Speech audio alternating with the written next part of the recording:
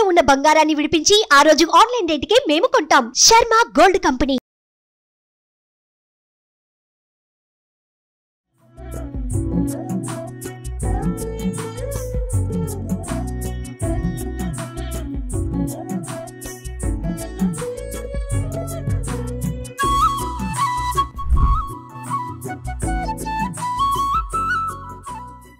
నమస్కారం, నేను మీ జాహ్నవి. వారాహి నవరాత్రులు ఈ ప్రత్యేక కార్యక్రమంలో వారాహి నవరాత్రులు మనం ఇంట్లో చేసుకోవాల్సిన సింపుల్ విధి విధానాల్ని మనకి డీటెయిల్ గా చూపిస్తూ ఎక్స్ప్లెయిన్ చేయడం కోసం మనతో ఉన్నారు ప్రముఖ జ్యోతిష్య వాస్తు పండితులు, జ్యోతిష్య వాస్తు శిక్షణ నిపుణులు, లలిత ఉపాసకులు బ్రహ్మశ్రీ నానాజీ పట్నాయక్ గురువు గారు. మాట్లాడేద్దాం. నమస్కారం గురువు గారు. శ్రీమాత్రే నమః. అయితే వారాహి అమ్మవారి నవరాత్రుల గురించి చాలా మందికి చాలా రకాల సందేహాలు ఉన్నాయి. అయితే అమ్మవారి నవరాత్రులు అందరూ చేసుకోవచ్చా? ఎవరెవరు చేసుకోవాలి, ఎవరెవరు చేయకూడదు? ఒకవేళ చేసుకోవాల్సిన వాళ్ళు సింపుల్ గా ఎలాంటి అంటే ఎక్కువ స్తోత్రాలు, ఎక్కువ మంత్రాలు ఇవన్నీ లేకుండా సింపుల్ గా చేసుకునే విధి విధానం ఉందా అనేది కూడా చాలా మందికి సందేహం ఉంది. గురుగారు, డీటెయిల్ గా ఎక్స్ప్లెయిన్ చేయండి. తప్పకుండా అమ్మ. ఫస్ట్ పాయింట్ నెంబర్ 1 ఏంటంటే, మీరు ఎవరు చేసుకోవచ్చు, ఎవరు చేసుకోకూడదు అని అన్నారు కదా. వారాహి అమ్మవారు అంటే ఎవరో కాదు, వరాహమూర్తి యొక్క శక్తి. వరాహ స్వామి ఎవరు? విష్ణువు యొక్క శక్తి అంటే ఎవరు? వారాహి. అదే లక్ష్మీదేవి. ఇప్పుడు ఈ అవతారంతో ఉంది కదా అనేది ఎలా ఉంటుందంటే, చేసుకోవచ్చా చేసుకోకూడదు అనే జడ్జిమెంట్ చేయడం ఎలా ఉంటుందంటే, అమ్మ ఉందమ్మ, అమ్మ మిలిటరీలో జాయిన్ అయింది అనుకుందాం. మిలిటరీ డ్రెస్ వేసుకున్నప్పుడు అమ్మ అని పిలవమా మనం? పిలుస్తాం. అమ్మేగా అమ్మేగా. యుద్ధానికి వెళ్తుంది, మిలిటరీ డ్రెస్ వేసుకుందాం. అమ్మ ఇప్పుడు అమ్మని పిలవకూడదు అంటావా? అమ్మ ఎప్పుడైనా మిలిటరీ డ్రెస్ వేసుకున్నా, పోలీస్ డ్రెస్ వేసుకున్నా, డాక్టర్ డ్రెస్ వేసుకున్నా అమ్మ అమ్మే. సీఎం అయినా పిఎం అయినా అంతే. అలాగే ఆ లక్ష్మీ అమ్మవారు వరాహ అవతారంలో ఉంది ఇక్కడ. వరాహమూర్తి ఆ యొక్క భూమిని, ఎవరైతే ఆ యొక్క హిరణ్యాక్షుడు దాచిపెట్టేసిన భూమిని బయటికి తీసుకొచ్చినప్పుడు ఆ అవతారం ఎత్తాలి అక్కడ. ఎందుకు అంటే, చూడండి మీరు వరాహాలని చూడండి, భూమిని వాసన చూసుకుంటూ తిరుగుతాయి, గమనించండి. ఎందుకంటే దానికి, ఆ అవతారానికి మాత్రం ఆ దానికే భూమిని కనిపెట్టే శక్తి ఉంటుంది. అందుకని మరి ఆ శక్తి ఈ రూపంలో రావాలిగా. అయితే ఇక్కడ ఏంటంటే, ఇది మరి ఎందుకు అందరూ చేయకూడదు అంటారు? ఎందుకు అంటే, శక్తి దేవత ఆరాధన ఎప్పుడు కూడా పూర్వం మన వాళ్ళు ఆ వ్యక్తికి ఓపిక, కామక్రోధాలు జయించిన వ్యక్తిగా ఇచ్చేవారు.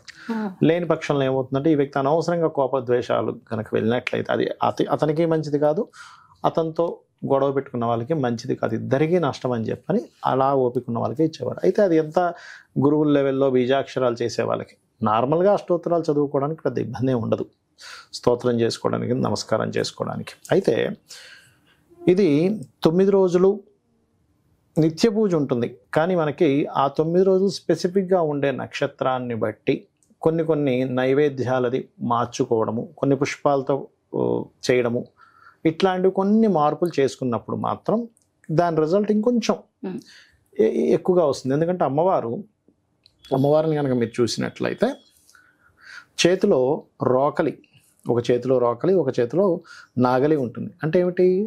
మాతృస్వరూపం. సప్త మాతృకల్లో ఒక మాతృక, 5వ మాతృక అమ్మవారు. కాబట్టి ఏంటి, ఈ లలిత అమ్మవారే సప్త మాతృకలుగా అవతారం వచ్చింది, అందులో 5వ మాతృకలుగా వారాహి అమ్మవారు. అంటే ఏంటి? దున్నడము, మరలా దాని దంచి ఆ అన్నాన్ని ఇవ్వడం, అంటే మాతృస్వరూపం అమ్మవారు. అదేవిధంగా భూ వివాదాలు మరియు అనేకమైనటువంటి గొడవలు, ఇంకా చాలా ఉంటాయిలేండి, ఒక్కొక్కటి చెప్తూ ఉంటాను నేను. ఆ రకంగా అన్ని రకాలుగా అమ్మవారు కాపాడుతుంది మనల్ని. ఓకే. అయితే 9 రోజులు మనం జరుపుకుంటూ ఉంటాం కదా. 9 రోజుల్లో ఏ రోజున ఏ విధంగా జరుపుకుంటే అమ్మవారి అనుగ్రహం పొందగలమంటారు?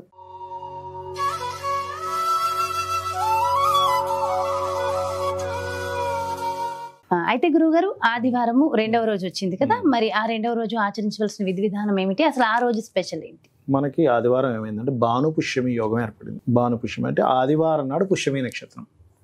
ఆదివారం నాడు పుష్యమి నక్షత్రం రోజు వచ్చినప్పుడు కనుక అమ్మవారి ఆరాధన చేస్తే కలిగే ఫలితాలు ఏమిటంటే, సహజంగా చూడండి, కర్మకారకుడు శని, రవి ఉన్నతాన్ని పేరు ప్రఖ్యాతలను ఇచ్చే కారకుడు. వీళ్ళిద్దరి యొక్క కలయిక ఉన్న రోజు భానుపుష్యమి యోగం, ఆదివారం పుష్యమి నక్షత్రం. ఇప్పుడు ఎవరికైనా చూడండి, అయ్యో నాకు కెరియర్లో గ్రోత్ లేదు, ప్రమోషన్స్ రావట్లేదు, లేకపోతే తన తండ్రి కొడుకులతో పడట్లేదు, తండ్రికి కొడుక్కి పడదు, ఒక్కోసారి వీళ్ళు ఎంత కష్టపడ్డా వీళ్ళకి గ్రోత్ రాదు. చాలా మంది అంటుంటారు, ఆఫీస్లో అందరికంటే నేను బాగా చేస్తానండి, కానీ నాకెందుకో పేరు ప్రఖ్యాతలు రావట్లేదు అని సో బాధపడుతున్నారు. నాకన్నా ముందున్న వాళ్ళందరూ వెనకాల వచ్చిన వాళ్ళందరూ ముందు వెళ్ళిపోతున్నారని బాధపడుతున్న వారికి భానుపుష్యమి యోగం నాడు గనక శని రవి గ్రహాల దగ్గర దీపారాధన చేసి ఆ రోజు గోవుకి బెల్లము గోధుమ రవ్వ తినిపించి అమ్మవారి యొక్క ఆరాధనలో ప్రత్యేకంగా గోధుమ రవ్వతో చేసినటువంటి పదార్థాలు నైవేద్యంగా పెట్టడము, ఎర్రటి పుష్పాలతో అమ్మవారిని పూజించడము ఆదివారం నాడు. అదేవిధంగా సూర్య భగవాను చూస్తూ కూడా కొన్ని నామాలు చదివినట్లయితే అమ్మవారికి సంబంధించినవి ఖచ్చితంగా బాగుంటుంది. చాలా అంటే ముఖ్యంగా నిందలు పడడము అండ్ గ్రోత్ లో వెనకబడిపోయాను అన్న వాళ్ళకి అనుకునేటువంటి వారికి ఇది చాలా బ్రహ్మాండంగా పనిచేస్తుంది. అదేవిధంగా ఆరోగ్య సమస్యలను కూడా తీరుస్తుంది భానుపుష్యమి యోగం చేసినట్లయితే.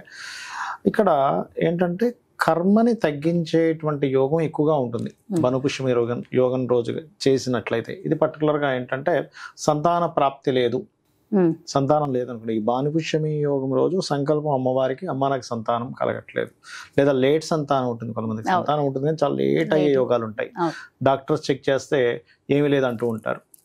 ఈ భానుపుష్యమి యోగం వచ్చిన రోజు కనుక వారాహి అమ్మవారి పూజ చేస్తే ఆ దోషం అనేటువంటిది పోతుంది. అలాగే ఒక్కొక్కసారి ఏమవుతుందంటే వీళ్ళు ఎంత బాగున్న అధికారులతో గొడవలు ఉంటాయి, సొంత పిల్లలతో గొడవలు ఉంటాయి. ఎందుకంటే శని రవి అంటే తండ్రి కొడుకులు. ఆ రోజు గనక సూర్య భగవాను శనిని అర్చిస్తూ అమ్మవారిని గనక ఆరాధించినట్లయితే అమ్మవారు ఏంటి మాతృస్వరూపం, అంటే ఫీల్ అనేది లేకపోవడం వల్ల ఆ తండ్రి కొడుకుల మధ్యన ఏదో ఇబ్బంది వస్తుంది. ఆ వాత్సల్యం ఎక్కడో దెబ్బతిన్నది, ఎక్కడో చిన్నప్పుడు ఎక్కడో తండ్రి ఏదో అన్నమాట ఏదో పట్టుకొని అది కంటిన్యూ అవుతూ ఉంటుంది. తండ్రికి నిజంగా కొడుకుల మీద ఇబ్బంది కోపమే ఉండదు, కానీ వాళ్ళు బాగుపడాలని చెప్పేటువంటి విషయాలు వీళ్ళు నెగిటివ్ గా తీసుకుంటూ ఉంటారు. అది ఎక్కడో వాళ్ళ జన్మజాతకాల్లో 9వ స్థానము, అది లగ్నం పాడవడము, రవి పాడవము జరిగినప్పుడు ఈ రోజు గనక అమ్మవారిని పూజించినట్లయితే అమ్మవారు ఆ దోషాన్ని తొలగిస్తుంది. మరి అమ్మవారికి సమర్పించవలసిన నైవేద్యాల్లో ముఖ్యంగా ఏంటంటే దానిమ్మ పళ్ళు పెట్టచ్చు, గోధుమ రవ్వతో చేసినటువంటి పదార్థాన్ని పెట్టచ్చు అమ్మవారికి. అలాగే ఇంకోటి ఏంటంటే తీపి పదార్థాలు, గోధుమ రవ్వతోనే తీపి పదార్థం చేస్తారు, తీపి పదార్థం కూడా పెట్టచ్చు ఆ రోజు చేసినట్లయితే చాలా మంచి ఫలితాలు అనేటువంటివి వస్తాయి.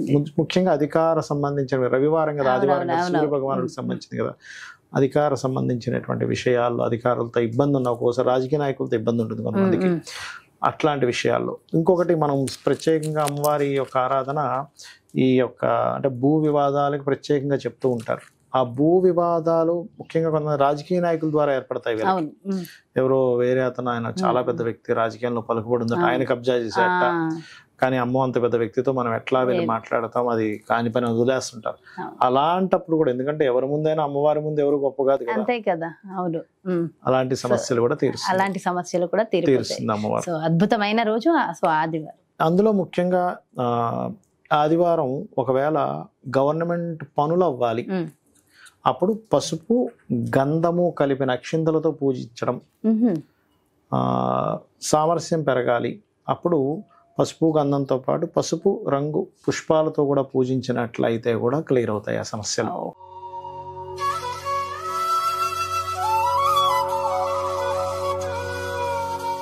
గురుగారు, మరి 3వ రోజు సోమవారం వచ్చింది కదా, సోమవారం ఆ రోజు విశిష్టత ఏమిటి, మరి ఆ రోజు అమ్మవారిని ఏ విధంగా పూజించాలంటే?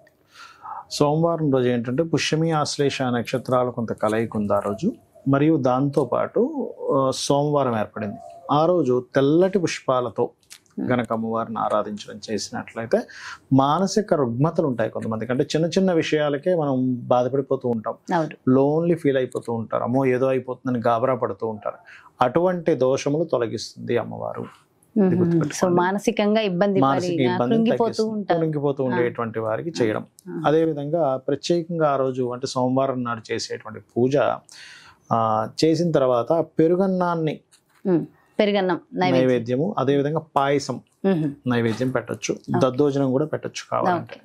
ఈ మూడిట్లో ఏదైనా సరే నైవేద్యం పెట్టి, అయితే ఇది కంపల్సరీ అని కాదు, ప్రత్యేకంగా ఆ ఇబ్బంది ఉన్న వాళ్ళ గురించి చెప్తున్నాను నేను. మానసిక ఇబ్బందులు ఎక్కువ ఉన్నాయండి, చేయొచ్చు.